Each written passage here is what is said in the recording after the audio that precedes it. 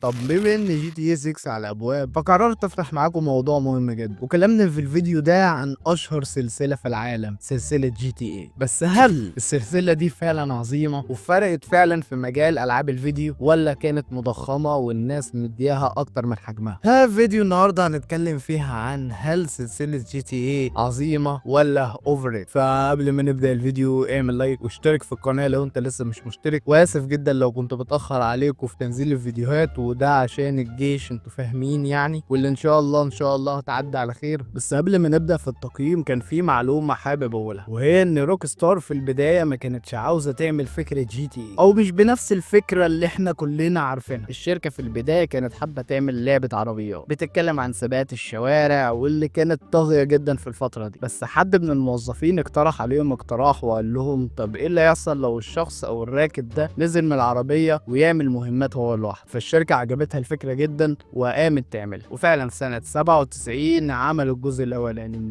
اللعبه كمعايير السنه دي هي حلوه وفكرتها كانت جديده، بس بمعاييرنا بتاع دلوقتي اللعبه فعلا قديمه ومش حلوه وهتمل منها بسرعه. وطبعا التصوير اللي من فوق ده كان اكتر حاجه مضايقني في اللعب، ما بتقدرش تشوف اللي قدامك غير لو سرعت العربيه اكتر هتلاقي نفسك ايه، الزوم بدات عملت زوم اوت كده، فبتخليك تشوف اللي قدامك اللي هو يا دوبك. بس انا كنت كل مره البس في حيطه، فاللعبه ما جابتش معايا سكه يعني، فعشان كده هديها تقييم ضعيف. طبعا بعد نجاح الجزء الاولاني من اللعبه حبوا انهم يعملوا جزء تاني وبنفس الطريقه، ولكن المره دي هتلاقي اجواءها ضل واغلب مهماتها بتعملها بالليل. بس ده ما ينكرش طبعا بان اللعبه ما زالت ضعيفه، وهديها نفس التقييم ضعيف. الجزء اللي بعد كده وهي لعبه جي تي اي لندن، واللي كانت مشابهه لنفس الفكرتين، بس القصه بتدور حوالين حقبه الستينات، ولكن مع ظهور بلاي ستيشن 2 والحقبه الجديده اللي هتخشها شركه روك ستار في ان هي تعمل اجزاء جي تي اي بعد كده للتاريخ، وبدايتها في سنه 2001 لما عملت جزء جي تي اي 3. هنا بقى نخش على شابتر جديد في حياه اللعبه دي. احنا كده دخلنا على منعطف تاني، من مجرد لعبه فيديو بدائيه للعبه اضافت في مجال الجيمنج بعد كده. وما يغركش الجرافيكس او الفكره اللي اتهرست دلوقتي، بس وقتها كانت الفكره دي جديده وجديده قوي كمان ومحدش عملها. وتقريبا كان في لعبه تانية كانت بتنافسها اسمها درايفر، كانت نفس الفكره، هما الاتنين كانوا بيتخانقوا على مين فيهم يبقى النمبر 1. المهم نرجع للموضوع. جي تي اس 3 بصراحه متكامله بالنسبه لي، قصه تلاقي، وبالمناسبه اتكلمت عن القصه بالكامل عندي في القناه، لو انت ما اتفرجتش على الفيديو ده روح اتفرج عليه. اسلحه وشوتنج هتلاقي، سواقه عربيات هتلاقي، بس ده مش مهم. المهم ان في فكره لعبه عالم مفتوح و 3 دي ظهرت في الساحه. اللعبه دي كانت طفره بكل المقاييس، فعشان كده هديها تقييم ممتاز. وبمناسبة السنة دي ظهر فيها لعبة تانية، وهي اللعبة العزيزة على قلبي، لعبة ماكس بين. بس طبعا كلامنا كله مش هيبقى على ماكس بين النهارده، كانت مجرد معلومة كده كنت حابب ان ابصها لكم يعني. نيجي دلوقتي على الجزء اللي بعديه سنة 2002 او فترة 2002 و2003 في الرينج ده، ظهرت لعبة جي تي اي فايس سيتي. شوف انا عارف ان اللعبة دي مشهورة جدا في مصر، ومفيش سايبر في جمهورية مصر العربية محملتهاش، بس انا عن نفسي وتجربتي انا الشخصية في الحوار ده انا مش شايف ان دي احسن لعبه جي تي اي انا لعبتها. وهتقول لي انت بتهرج، هقول لك لا انا فعلا ما بهرجش. هي بالنسبه لي لعبه عاديه خالص يعني. انا عن نفسي حاسسها اوفر ريتد، الناس مديها تقييم عالي جدا مع انها ما تستاهلش. وطبعا السلبيه بتاعت اللعبه بالنسبه لي وهي تقليدهم الاعمى لفيلم سكارفيس،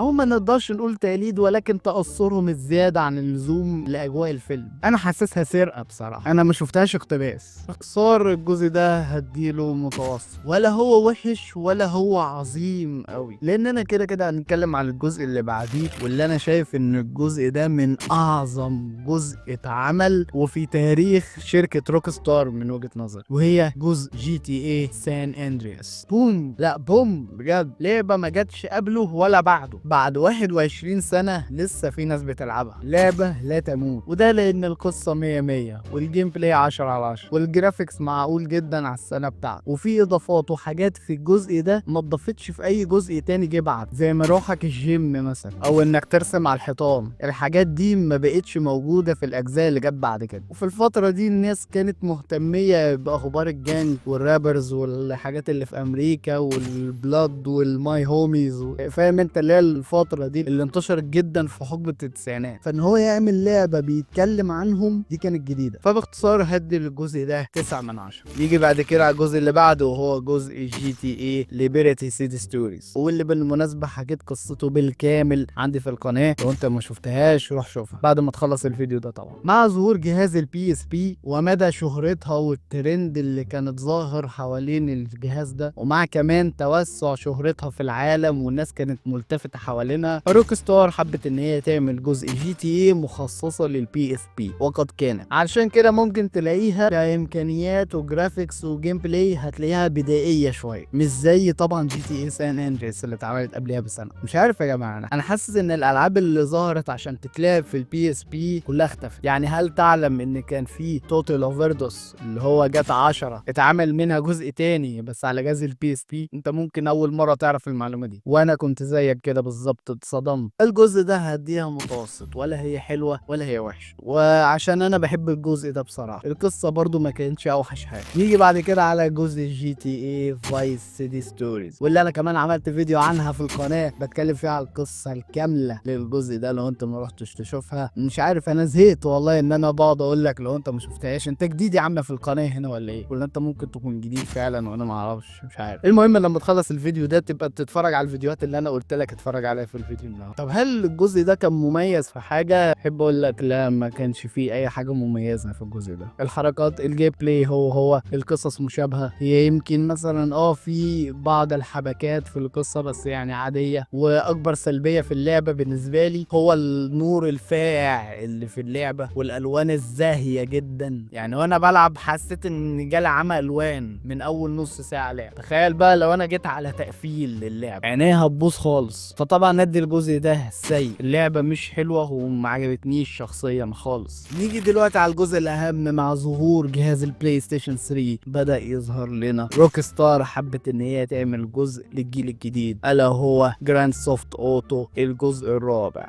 اللعبه دي روعه. هو في ناس بتقول ان اللعبه دي مش احسن حاجه وان هي جي تي اي في احلى منها، ولكن وفي فريق تاني بيقول لا، الجزء الرابع هو يمكن احلى من الجزء الخامس من وجهه نظرهم طبعا. هل انا مع الفريق ده ولا الفريق ده؟ لا، انا شايف ان انا في النص بصراحه. انا شايف ان الجزء الرابع حلو ولكن مش لدرجه ان هي احسن من في ده من وجهه نظري. في دي في مستوى تاني. الميزه في اللعبه دي ان هي اتكلمت عن قصص حساسه، زي بطل القصه عباره عن مهاجر مش امريكاني ويبتدي يتسحل في حوارات كتيره جدا قدام. الجيم بلاي اتطور جدا عن الاجزاء اللي فاتت، والشوتنج بقى احلى، وحته ان الناس تقع على الارض هي حلوه ما اتعملتش قبل كده في اجزاء جي تي اي. حتى السواقه في اللعبه سلسه وواقعيه، زي حركه الكاوتشات اللي بتلاقيها دايما بتتهز اللي هي السوست، وتحس انك راكب فعلا عربيه حقيقيه. فتقييمي للجزء ده هو ممتاز.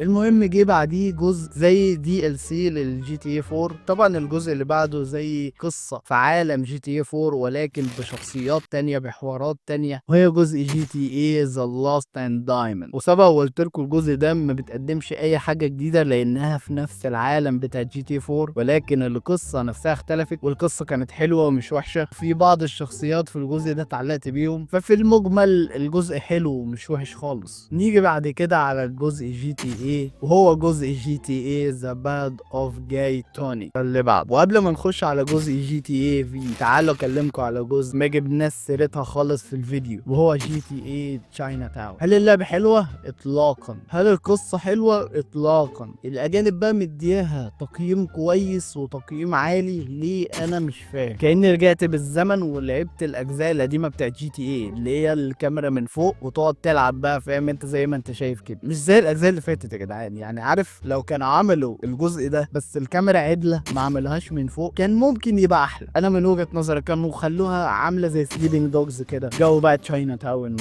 وجي تي اي وبتاع. انا بالنسبه لي لعبه سليبنج دوجز حتى عامله زي جي تي اي، بس لو اتعملت في الصين كانوا عملوا الفكره دي. ما علينا، ادي روك ستار خسرت فكره كانت هتكسبها مليون جنيه، عشان زي ما انتوا عارفين انا بتاع افكار كبيره وما بحبش اتكلم عن نفسي كتير. نيجي بقى على الاهم، جزء جي تي اي في. من هنا انا مش هقدر اقول اي حاجه بقى، كلكم اكيد عارفين اللعبه دي عامله ازاي وقصتها عامله ايه والشخصيات، ومفيش قناه على اليوتيوب في الوطن العربي غير لما شرحت لك كل حاجه في اللعبه واسرارها والنظريات اللي بتطلع عليها، كل حاجه. من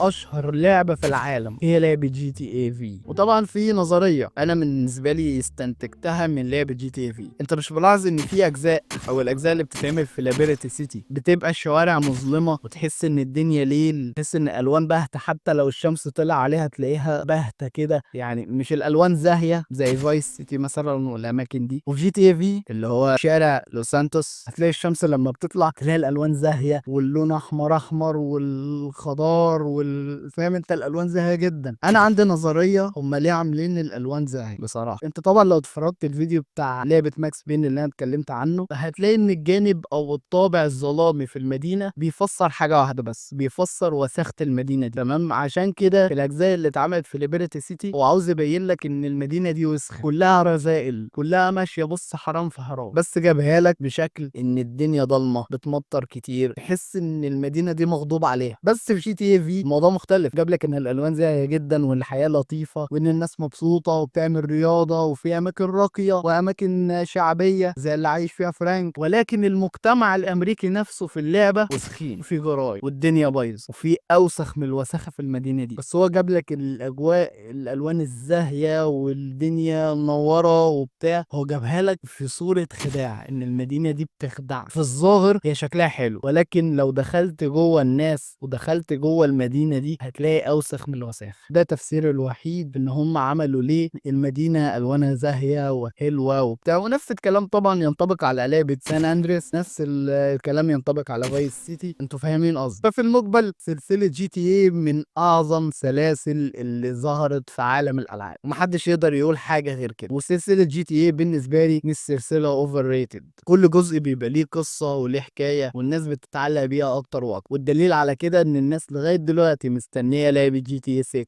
على احر من الجمره، مع انها خلاص هتنزل في 2026. بس شوف هم مستنييننا من امتى، مستنييننا من 2014 ولا 2015، انت متخيل؟ وبس كده ادي خلص. لو عجبك الفيديو اعمل لايك، ولو انت لازم مش مشترك اشترك معانا في القناه. شكرا جدا جدا ليك على المتابعه، واكتب لي تحت في التعليقات ايه الحاجه اللي احنا عاوزين ننزلها الفتره الجايه كفيديوهات، وان شاء الله هحاول ان انا ما اتاخرش عليكم تنزلوا فيديوهات وكده، واحاول ان اواظب. شكرا جدا جدا ليك على المتابعه، السلام عليكم وصحبه.